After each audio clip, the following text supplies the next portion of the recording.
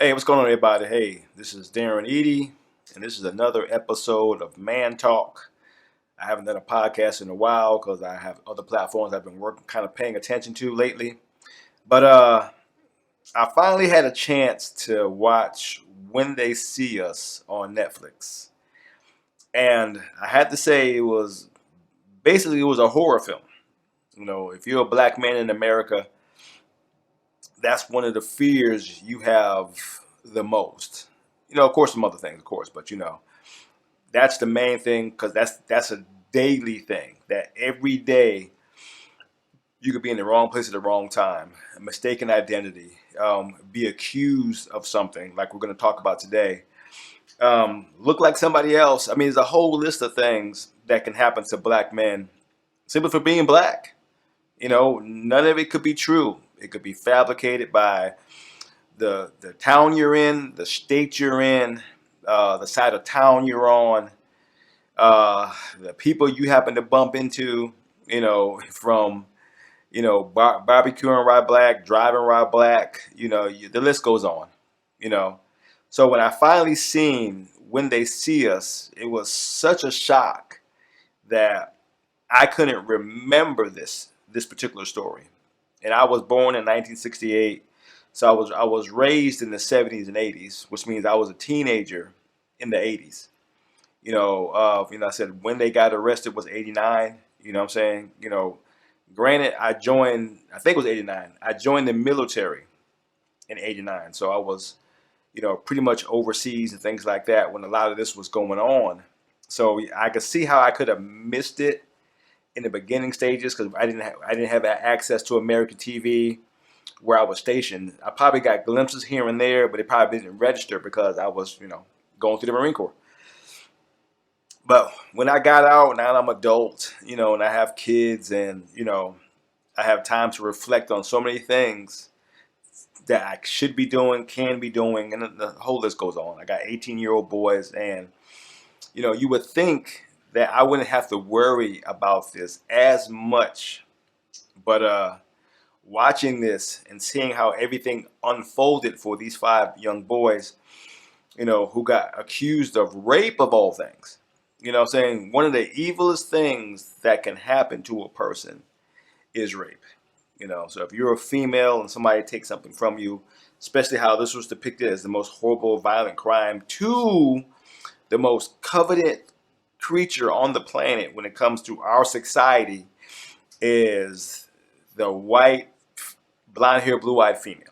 You know what I'm saying? Of course, we don't want to admit it. We don't want to say that that's true, but let a bolo go out for a white female versus a black female or any other ethnic group and watch the level of response for that white woman compared to anybody else. Now, of course, we don't want to say that because it is what it is. We don't want to be considered racist or sexist or all the other things that we get labeled with nowadays in this social media culture. But the fear is still real. The to know that you can drive down the street while being a black male and something can go wrong. Something can go wrong. You have a tail light out that leads to you being shot. You speak too loud or you act threatening or you don't have to do anything. And they say don't reach for my weapon unless you're shot or you're spending life in prison. To see it unfold in front of your eyes. Now, granted, it was on TV, you know what I'm saying? But it's an actual true story. A true story of five young men being lynched, for the lack of a better word, being raped for a lack of a better word. This is what happened. So the same thing that happened to this female that they accused these five boys of, in a sense, happened to them. They were raped in the news. They were raped, behind the closed doors in the precinct. They were raped on the witness stand. You see what I'm saying? Something was taken from them by force. That is the definition of rape. When somebody takes something from you, sexually or physically, that's rape. That's what happened to these boys. They got raped. Something was taken from them by force. Okay. On top of that, they became the enemy they became the monsters. So they not only, you know, got raped in all these categories.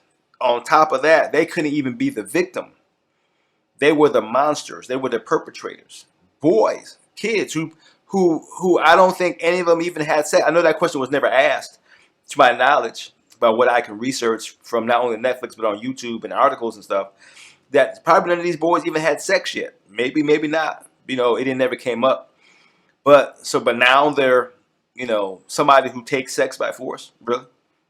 So, but all these things, you know, when you step by step watch it happen, you know, and how white supremacy decides what happens to you. Okay, they go, look, we need to make these boys the enemy. So what they do, they went and they went on the papers. They were wilding, as they say, they were monsters. They were evil. Donald Trump took out an $89,000 ad to bring up the chance of these guys to bring back the death penalty. When you hear these things, and you know, as a black male, you go, how would I have been able to handle that situation? You know what I'm saying? I don't even think that I could. I don't think that I would have had the ability to handle what these boys were handling. You know, I don't even think it was even possible to deal with what they were dealing with. You know, now I probably could have, if push come to shove. I didn't have no other choice. But I do have to think, where would I be? Where would I be in all this? Where would my mind be? Would I tell on my friend? You know, or no, not even friend. Would I accuse a stranger to save myself?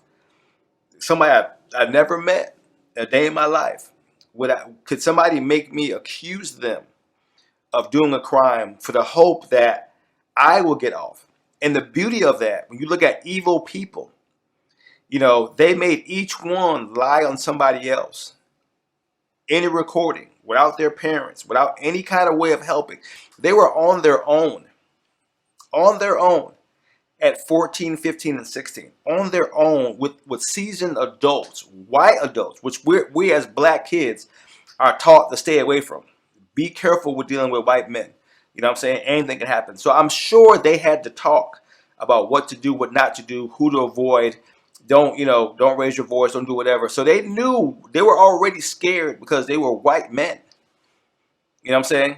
And then to be taken down this road, to be accused of a crime that they never committed and have to spend 7 years for some, 13 for others, you know, for somebody else's decision that they simply wanted to do it.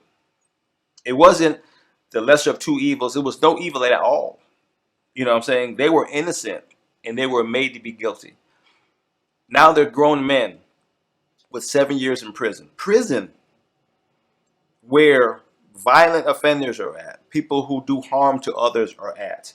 These innocent kids now have to protect themselves when nobody else could, and nobody else was able to protect them. Now they have to protect themselves. Can you imagine, as a young man, what they had to go through? Now that I've seen this and I've listened to their stories and I put myself there, it's unconscionable. Okay, and what bugs me the most is that there wasn't no amount of press of their innocence as them being guilty.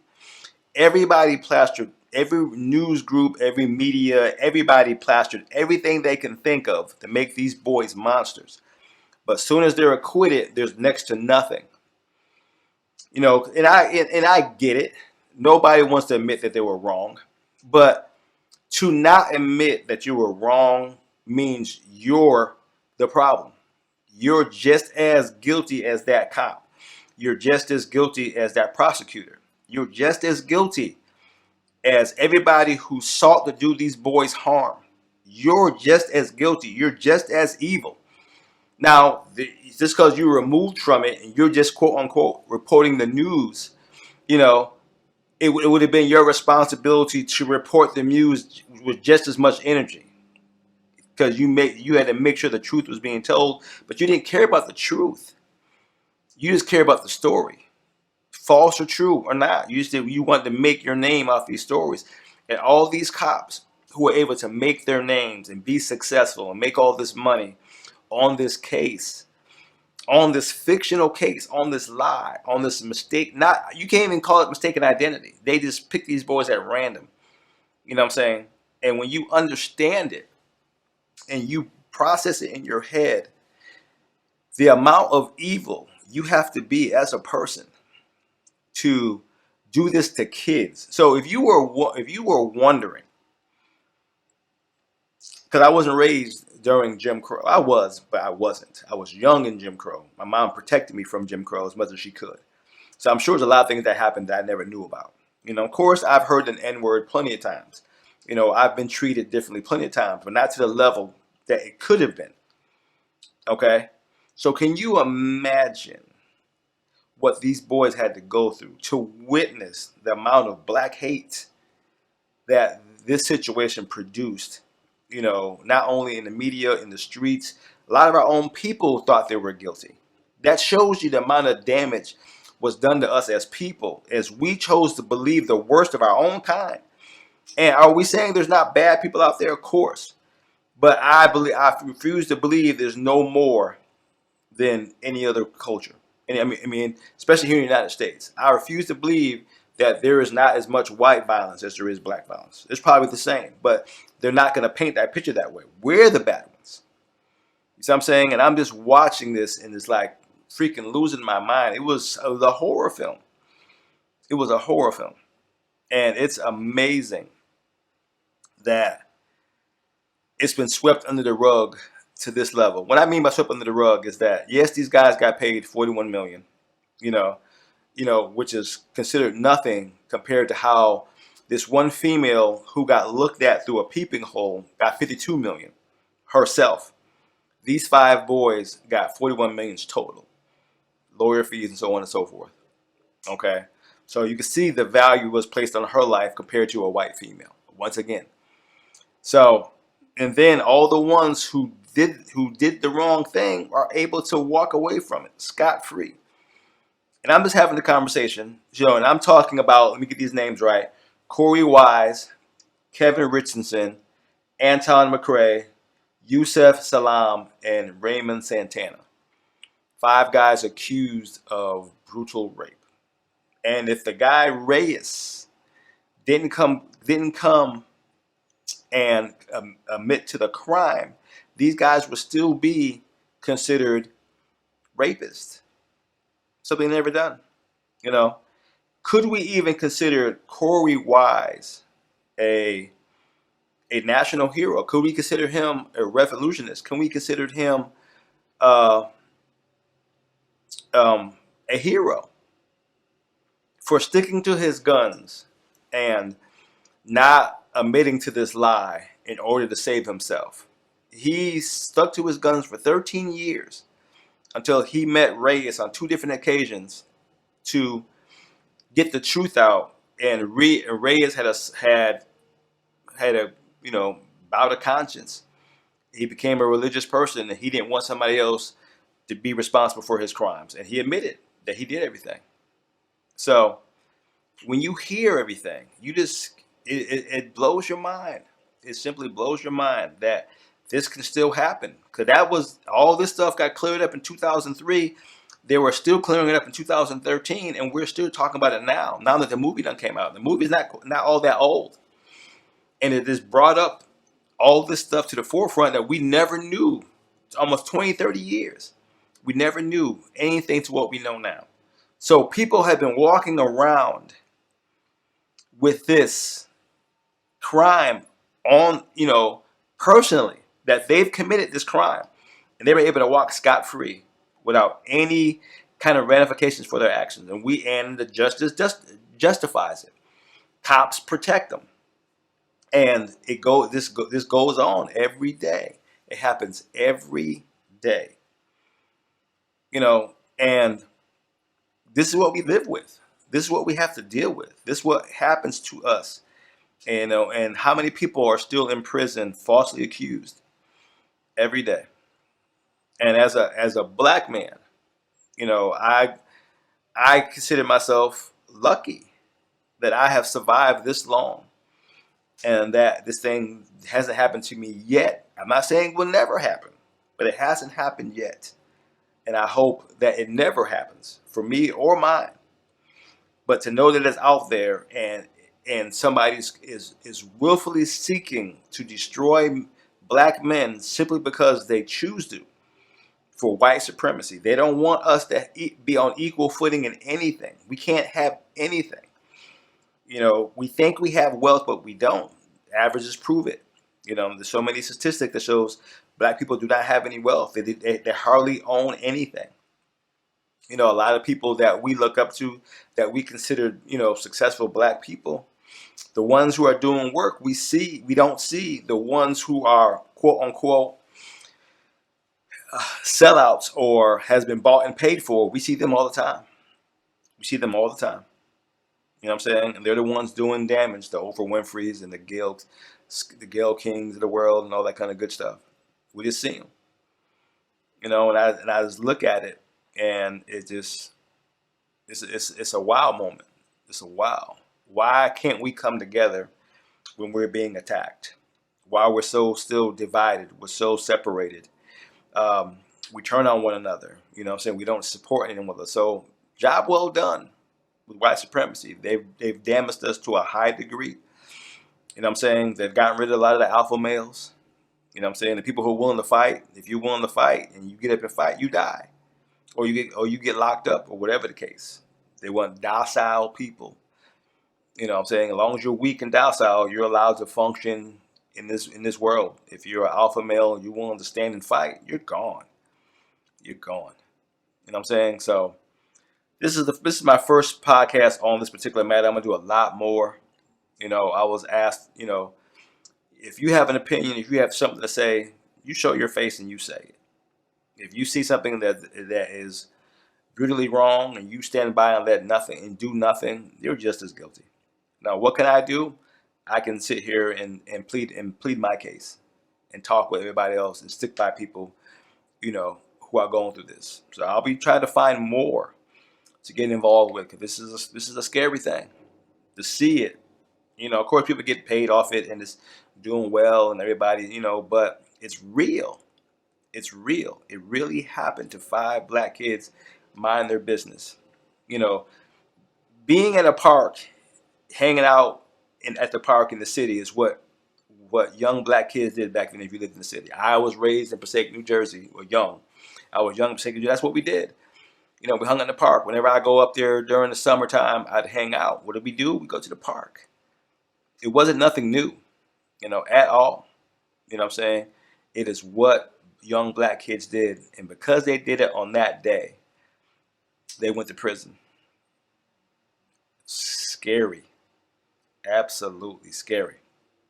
All right, so this is Coach D. Darren Eady. First episode of Man Talk. I haven't done it in a while, so I'm getting back in the swing of things. So now I have some real things that I really want to talk about. So we will get down to the real man talk that this thing was designed to do, and you'll be hearing more from me. All right, this is Darren Eady, episode of Man Talk. Did you hear from me again? Peace out.